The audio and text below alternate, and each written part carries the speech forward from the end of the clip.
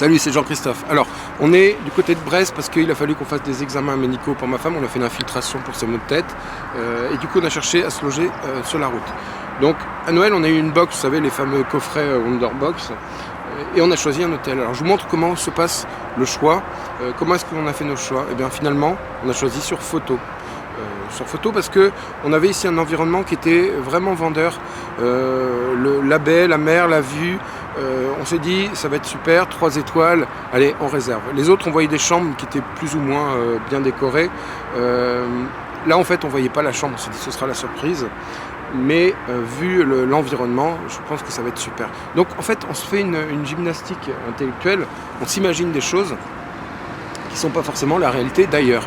Vous allez le voir, ni la vue, puisque finalement, on a cherché un petit peu cet hôtel et on a trouvé, au milieu d'une zone industrielle, entre McDonald's et la Forfouille et l'autoroute, un magnifique hôtel 3 étoiles. Tout ça pour vous montrer à quel point il est important de valoriser la présentation de son logement, parce que c'est comme ça qu'on choisit en premier. Il y a beaucoup d'annonces, la photo qui va être la plus vendeuse va nous arrêter. La façon dont c'est tourné. Mais encore une fois, plus votre logement aura d'âme et plus les gens s'arrêteront. Alors, ok, on ne peut pas plaire à tout le monde, il y a des gens qui vont détester parce que ça va être trop style loft, ça va être trop style maison de famille, ça va être trop style moderne. Ok, vous allez enlever une partie de la population. Seulement, les gens qui restent, ça va être des passionnés, ça va être des gens qui vont adorer votre logement, donc ça va être des gens que vous allez séduire, tout simplement. Allez, on y va.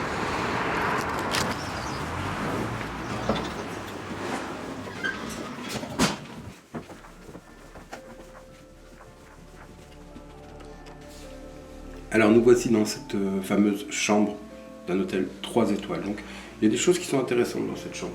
Par exemple, la gestion de l'espace. On a tout centré autour du lit. On a réservé une place intéressante, la place principale au lit, avec un passage de chaque côté, de quoi mettre des tables de nuit. Et on a pu caser un bureau, une armoire. Donc c'est vraiment rentabilisé au maximum avec la salle d'eau dans la pièce. Le souci, c'est qu'on a cherché uniquement la rentabilité et que, du coup, on se retrouve avec un espace qui est neutre, un espace qui est banal. Regardez, je vous montre une image de chambre d'hôpital et que les similitudes sont grandes. On a, ni plus ni moins, une chambre d'hôpital 3 étoiles. Ce qui ne va pas, c'est qu'on n'a pas d'âme dans cette pièce-là.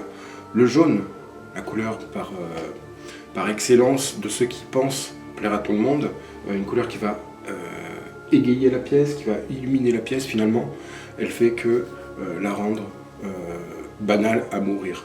C'est une couleur qu'on utilise peu, en tout cas ce jaune pâle là aujourd'hui. Pourquoi? Parce que est-ce qu'on a forcément besoin de lumière partout? On veut éclairer la pièce, on veut mettre des couleurs claires, mais dans une chambre finalement, qu'est-ce qu'on a besoin?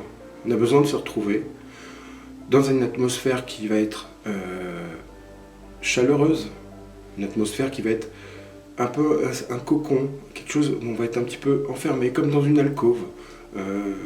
Donc, pourquoi utiliser des couleurs claires? On peut très bien utiliser des couleurs foncées, quelque chose qui va matérialiser le lit, qui va vraiment réchauffer l'atmosphère. C'est comme le sol. Le sol, ils ont choisi un parquet clair, qui sans limitation à plein nez. Il y a des fois un parquet flottant, on se baisse, ou un sol PVC, pour toucher, pour se dire c'est du massif ou c'est du l'imitation. Donc il y a des imitations qui sont très bien faites, qu'on va pouvoir choisir différemment. L'autre chose, c'est que cette pièce-là, eh bien, on n'a rien qui rappelle le lieu où on est. On est quand même, je vous rappelle, à 150 mètres de la mer, sauf que, eh bien, il n'y a rien qui le rappelle.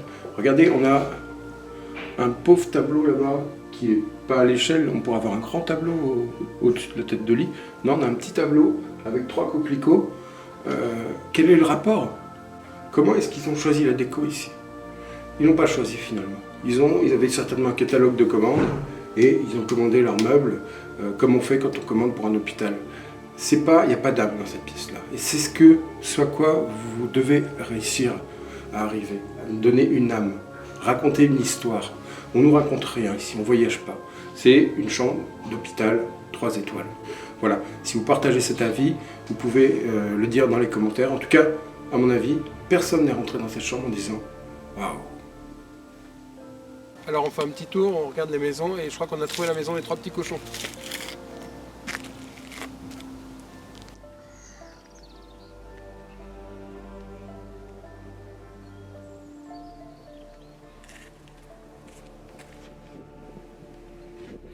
On a retrouvé la maison de Maxime le Forestier. Elle est là.